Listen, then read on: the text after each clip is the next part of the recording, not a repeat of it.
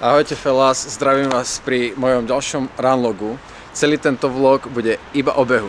A to kvôli tomu, že ja už za 8 týždňov odbehnem maratón v Dubaji a momentálne je moja príprava v plnom prúde. A aby som ju ešte viacej vylepšil, tak tu do tejto budovy za mnou pôjdem na vyšetrenie spiroergometrie a InBody, aby som zistil, čo robím zle, čo môžem robiť lepšie a pušol môj tréning vopred. Budeme veľa behať. Ak vás to zaujíma, tak určite kúkajte ďalej a zároveň chcem vás takto hneď na začiatku poprosiť, aby ste mi dali komentár, like a follow, lebo veľmi ma to posunie a vám neuvidú žiadne zaujímavosti o behu, cvičení a veľa ďalších videosérií, ktoré plánujem, takže let's go, poďme si to ukázať a kúkajte. Dneska je pondelok, máme už 3/4 to znamená, že nový týždeň, nový tréningový plán. Každý týždeň by som chcel odbehnúť aspoň 50 až 60 km. Ja som si to rozplánoval zatiaľ tak, že bežecké tréningy budem mať 4 krát do týždňa, 3 krát do týždňa budem mať posilku a niekde tam ešte zmestím tie ostatné veci. Dneska si pôjdeme zabehnúť 10 km.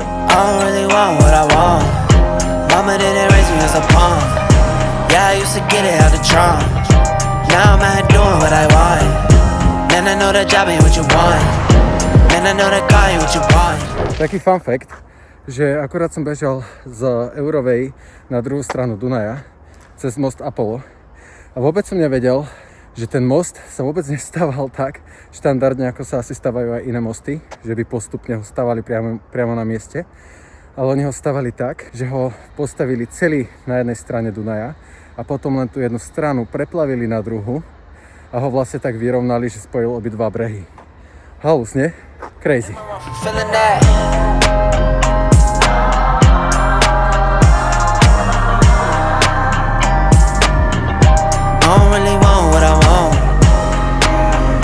Už mám za sebou 3. kilometr a už iba 7. A beží sa mi dobre. Tak 2 týždne som oddychoval, hej, takže bolo by blbé, keby sa mi bežalo zle. Je pre mňa strašne zaujímavé sledovať. Tým, že bývam v Bratislave prvý rok, toto bude moja prvá zima. Takže ako sa to prostredie, cez ktoré behávam od mája, ako sa mení. Celé leto som ani nevedel, že cez tieto stromy je takýto výhľad na druhú stranu Dunaja. Akurát už som v sade Janka Kráľa. Je mi trochu zima. Je mi podľa mňa zimšie kvôli tomu, že bežne nosím fúkavku. Teraz mám iba termo a mikinu, takže jak bežím rýchlejšie, tak mi to prefkne, tak snad nebudem chorý, alebo štvrtok ma čakajú tie testy, ktoré sú extrémne dôležité a potrebujem byť na ne úplne, že 100% fresh. Bežím okolo 6 tempo, mám tepy tak 137, 138, snažím sa si udržovať pomaličké tempo, aby som nebežal moc rýchlo. Najradšej by som to tam úplne pustil, ale nebolo by to rozumné, takže musím bežať pomalšie, aby som sa po tých 2 týždňoch dal znova do toho bežeckého flowu a zároveň, aby som sa moc nevyčerpal. A máme 5,5 km za sebou, už bežím v podstate iba doma.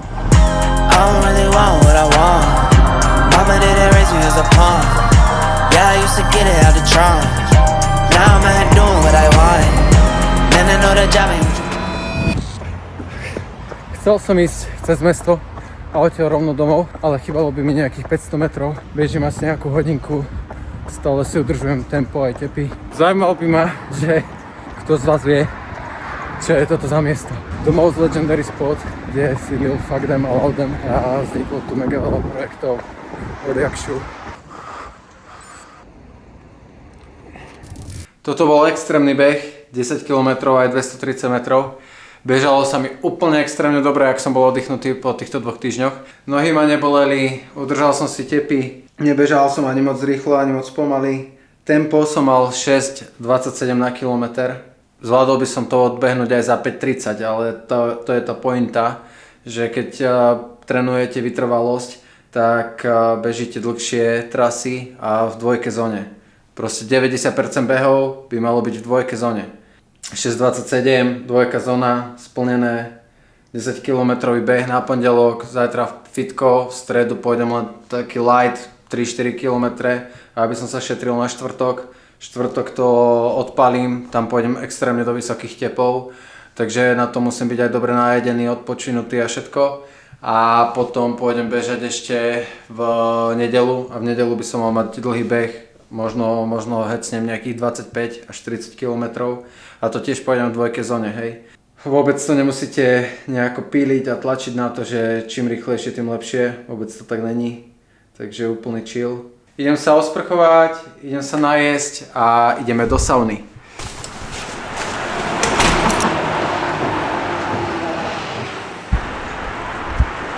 Vždycky chodím do sauny, do Skyparku, do Form Factory, kvôli tomu, že je tam zadarmo sauna na multisportku, čo znamená, že si ju nemusím platiť.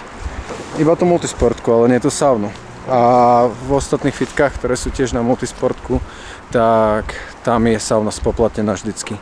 A vždy, keď idem takto behať, tak po behu si potom dám ešte stretching. Trošku sa povalkam na valci a potom odjem chillovať do tepla.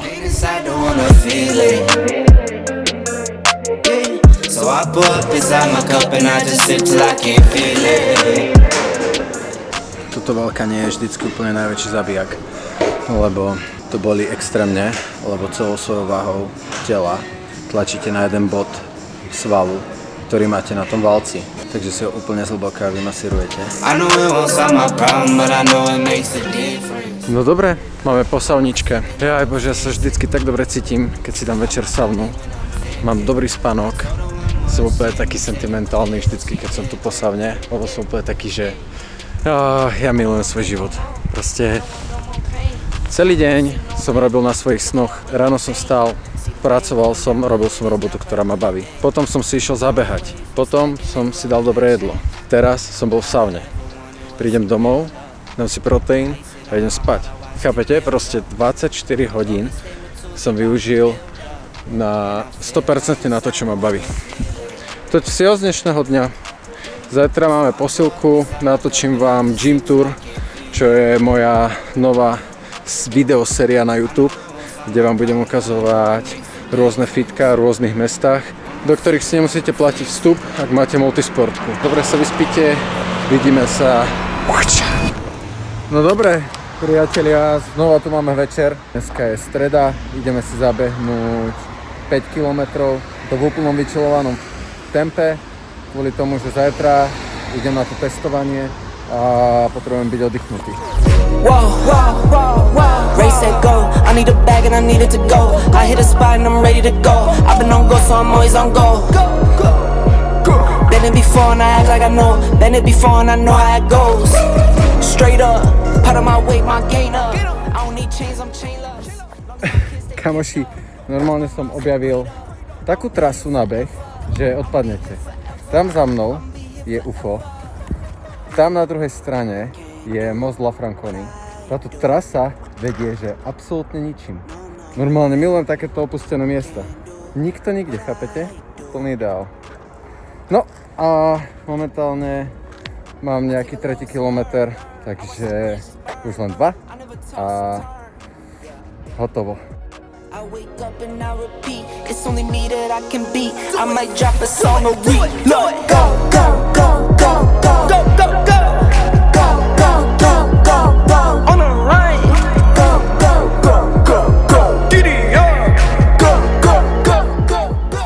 Mám rád aj túto trasu kvôli tomu, lebo tu pod mostom je hneď také malé futbalové ihrisko s umelou travou a niekedy tam chalani hrajú zápas a sa zastavím pri nich a po chvíľku tam pokempím, lebo taký chillik na podceste. Joj, už iba nejaký kilometr. No dobre kamoši, ja už som doma, nenatáčal som vám to, lebo sa ponáhľam, iba som sa osprchoval, idem hneď aj spať, aby som sa vyspal na zajtrajšie testy. Tento beh som zabehol za 5 minút aj 39 sekúnd na kilometr, takže presne tak ako som chcel a ideme sa vyspať, vidíme sa zajtra, see ya. Akurát som na ceste do Domu športu tu v Bratislave, lebo tam mám vyšetrenie spiroergometrie a InBody. InBody mi ukáže, že koľko mám percent tuku v tele a koľko svalov a zároveň aj, že či mám viac silnejšiu pravú alebo ľavú stranu tela. Čo je celkom dôležité vedieť pri behu alebo pri hociakom inom športe.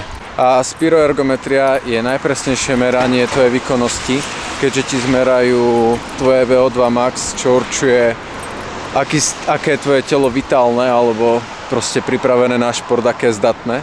A zároveň zistia tvoj maximálny srdcový tep, od ktorého sa odvodí potom laktatový prach, ktorý je extrémne dôležitý pri trénovaní viacerých enduro športov, takže pri všetkých športoch, pri ktorých využívaš srdce, nejakú kondíciu a podobne.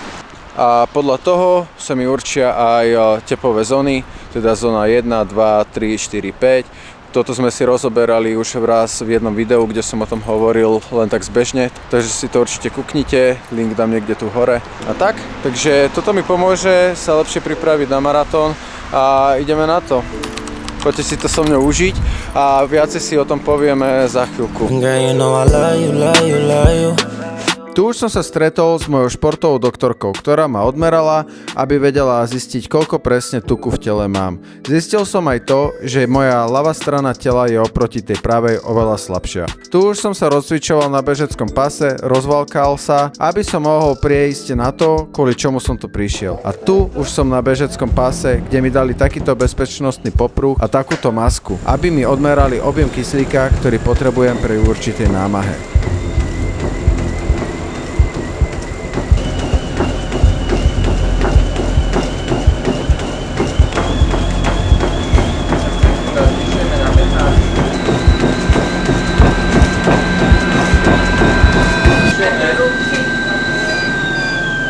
Vďaka tomuto som sa dostal až na svoj maximálny tep 192, z ktorého zistili moje VO2 max a taktiež mi určili aj tepové zóny, v ktorých mám trénovať. A zistil som, že na Garmin hodinkách tam bola odchýlka 10 tepov, čo robilo úplne inú zónu.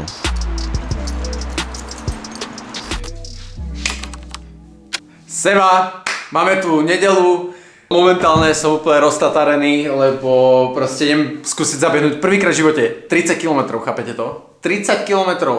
Ja si to neviem predstaviť, lebo keď idem zabehnúť že 15, tak musím proste obehnúť skoro polku Bratislavy a trvá to hodinu a pol. A ja idem teraz tú trasu dvakrát. Každopádne, dneska som si dal na raňajky rýžovú kašu s ovocím, s orieškami, aby som mal hneď sacharidy z rána. Potom som si dal rýžu, mäso, takže bielkoviny, sacharidy. Teraz si na ten beh beriem tento carbo snack s kofeínom, čo je vlastne ako gel proste s rýchlymi cukrami, lebo však proste beh na 2 hodiny je už celkom dlho.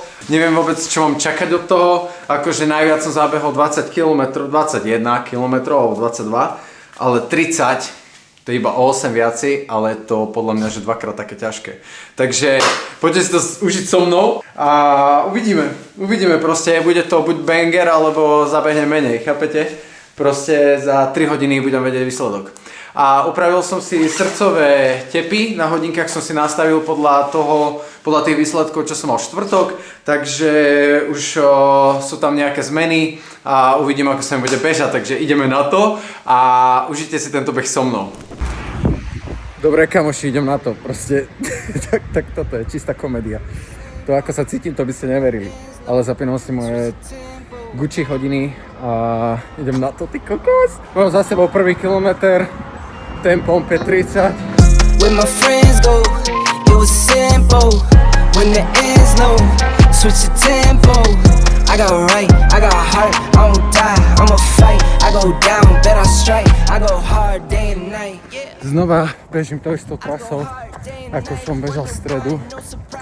A dneska je tu nejako viacej ľudí. 5 km mám za sebou, už iba 25. Fuj. Go pick and choose the family the cheese. Some people not built like that. Some people get killed like that. Pressure like water, lights, mortgage. I've been at bills like that. Now I got kids like that. No wonder why I feel like that. Už mám 10 kilometrov, už iba 20. Same ones just talk and run. Some people go to war for none. Me, I go to war for some. Some people need knives and guns. Same ones just talk and run. When my friends go, it was simple. When the end's low, switch the tempo. I got right, I got heart, I won't die. Akorát mám za sebou 15 km, takže som presne v polovici. Zabehol som to za hodinu 28. Som zvedavý, že či dám tých 30 km za 3 hodiny. Mám za chvíľku 17 km a presne takisto, ako keď som bežal polmaratón v Prahe, tak znova proste mám stenu pred sebou a dostávam trošku také malé krče a neviem rozprávať poriadne súvisle. Trošku ma pichá v bruchu, lebo proste ak začínam byť unavený.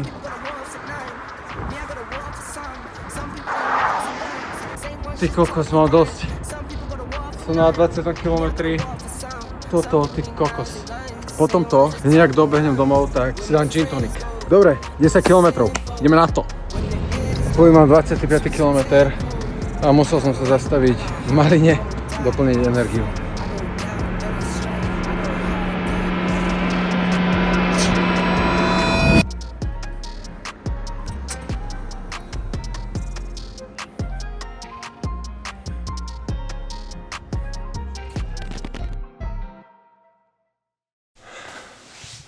Kokos, to bolo tak ťažké, že ani neviem, či som šťastný alebo úplne zničený. Od 15. kilometra som sa tešil celý čas len na to, ako si dám ten zasraný gel. Na 20. kilometri som si ho dal, ja som ho mal prvýkrát v živote a myslel som si, že ťa to busne, keď si dáš proste Red Bull tesne pred tým, ako zaspíš za volantom, hej. Ono to vôbec nebolo také silné. Ideálne, keby som mohol, tak si dám, že 4 naraz. Ale na 25. sa to začalo, že extrémne zhoršovať. A na 27. kilometri som sa zaprisahal Bohu, že proste nezastavím, že tých 30 km proste odbehnem, aj keby ma malo... No, chápete, že ja som rok dozadu mal 92 kg, bol som bachratý, mal som vzťah a nebehával som. Rok na to proste odbehnem 30 km, strašne som bojoval sám so sebou. Podporte ma v komentároch, dajte mi tam srdiečko, dajte mi subscribe, dajte mi like. Dobre, idem sa osprchovať a prihlasím sa vám, keď budem vedieť aspoň rozprávať, lebo pochybujem, že ste mi vôbec niečo rozumeli.